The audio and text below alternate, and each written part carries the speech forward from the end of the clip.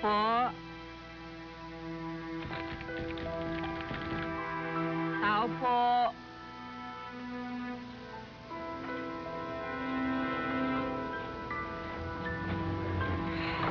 Ano ho yun? Andyan po ba si Sheila May? Hindi na dito nakatira si Sheila May. Po? Saan siya pumunta? Sir, kung siya patawagin si Cassandra, pati ko at si security, wala lang siya. Hayaan mo siya. Hayaan mo siya mapahiya lang. Better and better. Fredo. Good evening, Don Juan.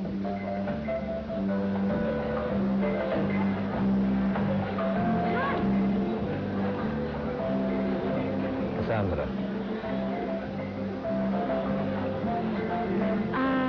Buti naman nandito po kayo. Meron po sana akong gustong sabihin sa'yo. Kami dalawa ni Fredo. Talaga? Ano yun? Ano? Gusto mo ba na ako ang magsabi o ikaw? Anong sabihin? Ako na? Fredo? Don Juan, gusto ko pong malaman nyo na malapit na po kami ikasal ni Fredo. Diba? Kasal? Kailan? Ano ba, sis? Pag-usapan namin ni Cassandra. Na ikakasal po kami.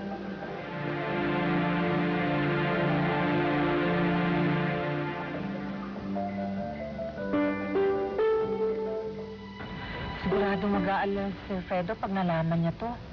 Hindi ho namin alam eh. Huwag niyo na lang po sana kaming ginugulo pa. Mark, ano ka ba? Nay. Baka ho magpadala pa dito ng pulis yung pamilya ni Sheila May. Sabit pa tayo na pag ganun.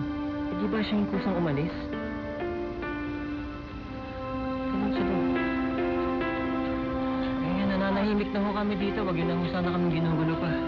Sige na po.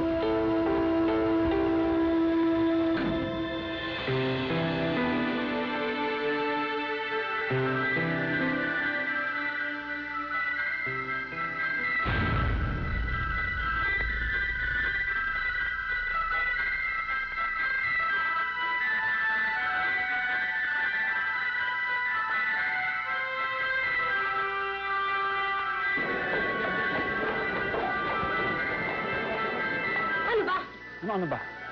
Bakit mo sinabi kay Daddy? Bakit hindi ko sabihin sa kanya? Daddy mo siya. Siguro naman may karapatan siyang malaman na ikakasal tayong dalawa. Ayokong pinangungunahan ako. Gusto ko akong magsasabi sa kanya. Sa isa pa, hindi pa ako handa. At kailan ka magiging handa? Pag alam ko na kung sino ang tunay na Cassandra. Ako nga ang tunay na Cassandra. Ano ba sinasabi mo? Ako yung taong minamahal mo. Ako ang tunay na Cassandra.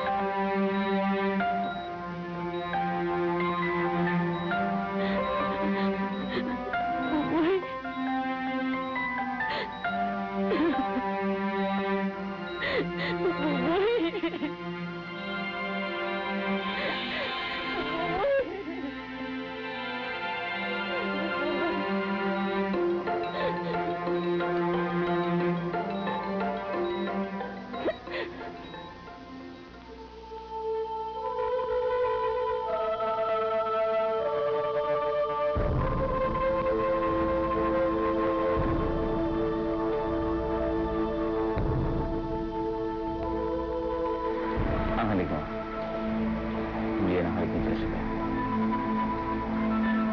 Ano bang sinasabi mo? Iba ang halik mo. Malayo sa halik ni Jessica.